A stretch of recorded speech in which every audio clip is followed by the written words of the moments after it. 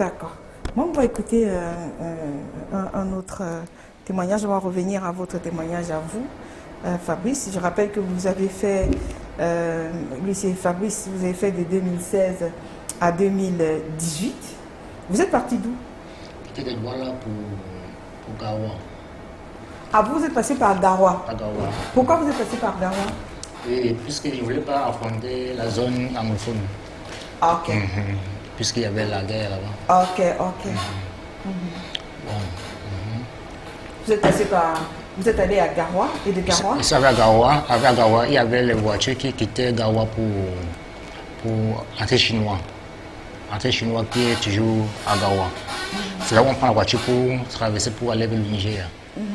C'est là où dès qu'on prend la voiture pour le Nigeria. Vous étiez seul? Non, je n'étais pas seul. Je suis allé avec un ami et on a retrouvé notre ami au niveau de Gaoundéré, à Yaoundé plutôt. C'est à Yaoundé que j'ai trouvé notre ami. Nous étions trois, on a pris la route ensemble. Et en partant, j'ai dit au revoir à personne, puisque par derrière on m'a cherché, fatigué, on ne m'a pas trouvé. On a lancé des avis de recherche? Et on avait lancé les avis de recherche, on m'a jamais su où j'étais. Dès que j'arrive, dès que nous arrivons à Yola, Yola c'est au Nigeria, la première ville quittant de Gawa pour Nigeria, la première ville qu'on rencontre c'est Yola. Et nous arrivons à Yola et on trouve un passeur, il décide de nous faire aller, parce que puisque c'est là où on lui dit fait comprendre que nous allons en Algérie. Et il dit qu'il va nous aider à nous amener en Algérie. Et il appelle ses gars, ses passeurs, en fait, les chauffeurs, venir nous chercher avec les voitures. Maintenant, alors, quand on arrive, il demande qu'on lui donne d'abord, qu'on lui verse d'abord une somme de 300 000 francs. Pour aller d'où à où? Il dit qu'on devait lui verser de l'argent, il devait nous porter, on devait quitter Yola pour l'Algérie, c'est ce qu'il nous dit. Oui, on dit qu'il n'y a pas de souci, on accepte. Maintenant, alors, nous entrons, quand la voiture arrive le lendemain, nous entrons dans la voiture nous porte pour Kano, quelqu'un de Yola pour Kano. On arrive à Kano, on arrive dans... la voiture nous amène dans une chambre, dans un endroit où on ne connaissait pas en fait, puisque on était nouveau sur la route. Et on arrive là-bas, on nous loge, on nous met dans une chambre, on dit ok, reste là, vous attendez que quand il y aura un effectif, on pourra continuer le chemin. On reste là-bas pendant une semaine, rien ne fonctionne, on ne voit plus, on ne sait plus comment va se passer le voyage. On fait appel dans notre passé, mais ça se passe comment, nous sommes bloqués au niveau du canot. Il dit ok, attendez que sur place, on appelle de suite. Vous avez fait combien de temps sur place? J'ai pratiquement fait une semaine à Kano, puisqu'on attendait le convoi pour pouvoir continuer. Vous avez combien d'argent en poche au départ Douala? Au départ, pour le Douala, il y avait 125 000 francs dans ma poche. 125 000 francs. Qui vous avait dit qu'avec 125 000 francs... En fait, j'ai pris le risque. Moi, j'ai pris le risque. Et oui, j'ai pris le risque pour affronter avec mes 125 000 francs. Alors finalement, vous arrivez au Niger? Oui, quand j'ai quitté le canot on prend le canot, on fait un convoi au canot pour le Niger. Et on passe par Sodikoto, après Sodikoto, on tombe à Tawa, qui est la première ville au Niger. On arrive là-bas, on nous amène dans un ghetto où on nous fait dormir en disant qu'il faut qu'on prépare le voyage.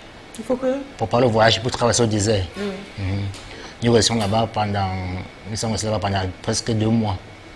Et on attendait toujours le convoi et c'est jamais arrivé. Mais en ce temps, comme moi j'ai plus d'argent, j'ai tué à l'écoute pour savoir comment ça se passe réellement le voyage. Parce qu'on est vraiment enfermé en disant qu'on ne peut pas sortir. Si on sort, on va nous arrêter, on va nous massacrer. En fait, il va les mots c'est où nous sommes donc restés là-bas.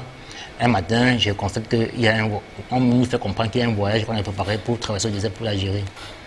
Bon, c'est où j'appelle mon passeur disant que il y a un voyage qui est en train de se dérouler là, on fait comment? Il dit ok, attendez voir, il va appeler pour qu'on essaie un peu pour que les chauffeurs viennent nous rencontrer. Et quand il vient, donc, on nous met dans la voiture le lendemain. On est dans la voiture le lendemain, maintenant on nous amène on a traversé le désert. Oh, combien de temps pour traverser le désert? Bon, j'ai fait pratiquement une semaine au désert pour traverser. On traverse le désert pendant une semaine? 2 semaines. Vous avez fait combien de temps? 3 jours. Vous avez traversé le désert en 3 jours. Mais pourquoi vous avez fait... Parce que mon voyage avait trop de difficultés, puisque pour le moment, les voitures, il y avait les transactions, il faut attendre les voitures pour venir nous chercher. Et on a pratiquement fait une semaine. C'est parce qu'il n'avait pas... C'est parce que... Par contre, est-ce que c'est pas parce qu'il n'avait pas beaucoup d'argent pour Tchoko Non, c'était même pas un problème d'argent, puisque quand vous êtes arrivé au désert, et quand la voiture vient nous chercher, puisqu'ils ne cherchent pas à savoir si vous avez de l'argent ou pas, on vous amène, quand on arrive à Anguizam, qui est la première ville du Niger quand sortant du désert du Sahara. Et quand nous sommes arrivés là-bas, je constate qu'il y a un trafic qui s'est passé entre le chauffeur et d'autres personnes, puisqu'il y a d'autres personnes qui sont venues chercher la voiture. Oui, et quand nous arrivions, maintenant, je vois comment le monsieur dit qu'entrer dans la pick-up là, on continue avec vous. Quand on nous ramène, on quitte de Anguizam pour Tamaracet. Arrivé à Tamaracet, on nous met dans une chambre, on l'enferme là-bas, on a pratiquement fait 2 jours sans manger. Après, ils apportent les jus et le vin, et le jus et le pain. Ils nous balancent, ils disent manger. Quand on finit de manger, ils disent ok. Tous ceux qui n'ont pas d'argent sur eux là, sachez que je vous ai acheté. Je vous ai échangé contre l'argent à Ingizam. Donc sachez que vous avez appelé votre famille pour qu'on vous envoie de l'argent pour qu'on puisse vous libérer. Donc vous avez acheté... On achète les êtres humains. Oui, quand vous arrivez là-bas, parce que c'est un trafic que vous ne comprenez pas. Parce qu'on ne vous dit pas au départ qu'on arrive vous vendre pour quitter de Ingizam pour Tamaracet. Quand on arrive à Tamaracet, c'est où on appelle le bouzou. Bref, c'est ça qu'on appelle le bouzou, c'était les toilettes. C'est un nom que nous on a... Donc on vous a acheté. Oui. Mais quand on arrive donc à Tamaracet, il nous fait comprendre qu'il nous a échangé contre de l'argent, qu'il faut qu'on paye son argent pour qu'il nous libère. Mais quand vous avez dit qu'on vous a acheté, quelle a été votre réaction? On dit à Tamaracet, puisqu'on a vu, il y avait, puisqu'on n'avait pas de... on était obligé d'accepter. Non, vous particulièrement, qu'est-ce que vous avez dit? Bon, en fait, j'ai dit que bon, dans ce que j'attends souvent à la télé, là, c'est ça qui m'arrive aujourd'hui. Et il y a eu des maltraitances là-bas? En fait, bon, ils disaient qu'ils nous menaçaient en disant que si vous ne donnez pas, si vous ne versez pas cette caution, parce que ma tête était pratiquement 1 500 000. On vous a acheté à 1 500 000? Il m'a dit que pour me libérer, pour quitter du ghetto, pour sortir, il faut que je donne 1 500 000 francs. Et vous avez fait comment? Je lui ai fait comprendre que là où je suis, je suis ici comme ça, je n'ai pas de famille. Pardon, mais c'est pas possible. Je lui ai fait comprendre que je n'ai pas de famille. C'est grave. Vous avez vu défiler, en fait, vous voyez défiler la famille, là, vous voyez que c'est mort. Il n'y a pas d'argent pour que... oui. Je lui ai fait comprendre que je n'ai pas d'argent pour sortir. Il n'y a pas d'argent. Il m'a fait comprendre, ok, de toute façon, on va venir te chercher. Qui va venir me chercher? Il dit, ok, il y a quelqu'un qui va venir me donner l'argent, il va vous partir avec vous. C'est ce qu'il nous a dit. Maintenant, ils sont restés là-bas à un moment, 3 jours, 4 jours. Il y a un monsieur qui est venu donc, au ghetto. En fait, je ne vais pas connaître son nom. Il est venu au ghetto parce qu'il venait chercher un enfant. Il disait, soi-disant qu'on a envoyé un enfant qu'il va venir chercher. Qu'il arrive, lui fait comprendre que, mais s'il vous plaît, est-ce que vous pouvez m'amener avec vous? Il me dit, vous êtes venu comment? Il dit que c'est comme je suis arrivé, mais je n'ai pas d'argent pour sortir. Il me dit, ok. Il va causer avec l'arabe.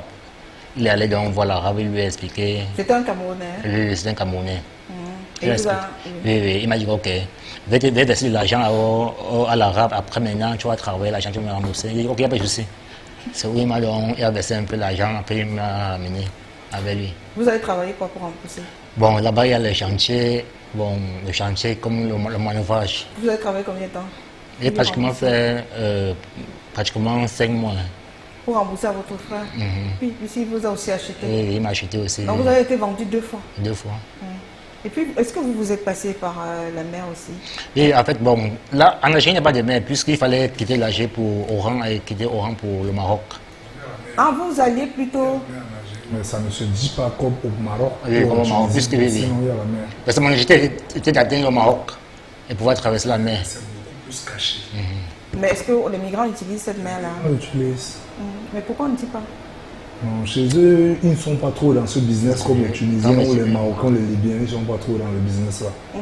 C'est une personne qui peut faire ça dans son village, vous partez. C'est Annaba pour Marseille. Donc vous alliez au Maroc? Oui. Mais si vous allez au Maroc, c'est pour passer la barrière? Au Maroc, il y a 2 possibilités. Il y a soit la barrière, soit la Méditerranée. Ah d'accord. Et vous, est-ce que vous êtes passé par la mer? Non, bon, je suis arrivé là où il y avait la mer, j'ai eu peur puisque j'ai perdu, celui avec qui je suis parti a perdu la vie dans la mer et ça m'a découragé. Et à quel moment vous êtes séparés et puis En fait, bon, quand nous sommes arrivés, bon, il a eu l'argent pour continuer. Lui, il a eu l'argent, bon, pour être petit, à quitter du ghetto où j'étais, parce que le Cameroun m'avait amené, le Camerounais qui est venu me chercher, m'avait amené et par derrière, quand il causait avec lui, il m'a dit qu'il est déjà sorti, on a envoyé l'argent, donc il a continué pour le Maroc.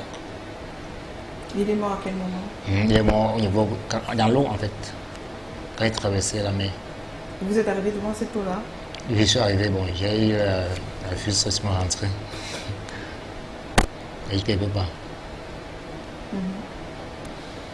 Et vous êtes rentré directement à l'OIM? Non, non, je ne suis pas rentré par l'OIM. Je suis rentré bon, en fait, quand au Maroc, il n'y avait pas de travail et c'était tellement difficile. Puisqu'il n'y a pas de travail au Maroc, il était obligé de retourner en Algérie pour travailler. Plus en Algérie qu'elle au travail. Et maintenant, alors, il y avait donc la police, le refoulement et puis le consort. Puisqu'on m'a refoulé quasiment 3 fois et ça m'a découragé. J'ai dit que cette fois-ci, je ne peux plus fonter. Vous avez vu quand même la barrière? Non, je ne suis pas arrivé au niveau de la barrière, Marnia, je ne suis pas arrivé là-bas. Vous n'avez même pas voulu savoir? Je n'ai pas voulu savoir. Pourquoi? Oui, puisque c'était un peu, parce qu'au début, ce qu'on racontait, c'était trop difficile par là, du côté-là. Avec la surveillance et tout le consomme. C'était tellement difficile. Ça vous avait fait peur? Oui.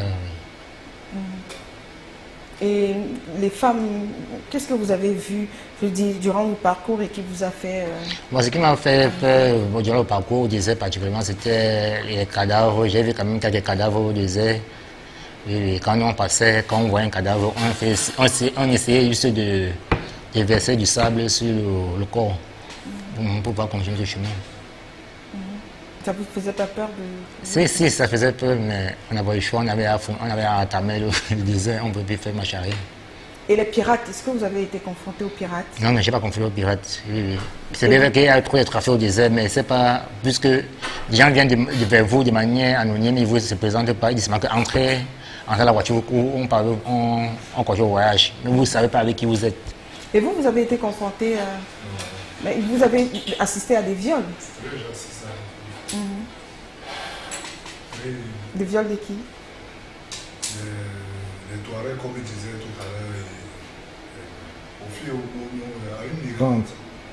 à une migrante anglophone qui était avec nous. Vous n'avez pas réagi pendant qu'on était en train de la violer? Non, nous ne pouvions pas réagir puisqu'ils étaient armés. Ils étaient armés et c'était encore les mêmes gens qui devaient nous transporter, d'où on se trouvait à l'autre ville. Donc c'est même il fallait négocier. Donc c'est même ceux qui sont censés être des passeurs qui ils violent encore. Oui, ils sont eux. Ils sont eux. Parce que ils peuvent bien se cacher et envoyer ceux que vous ne connaissez pas. Et venir commettre ce forfait. Bon, la chance pour moi, il y avait pu défendre ma femme comme je pouvais. Oui. Elle n'a pas subi ce viol-là.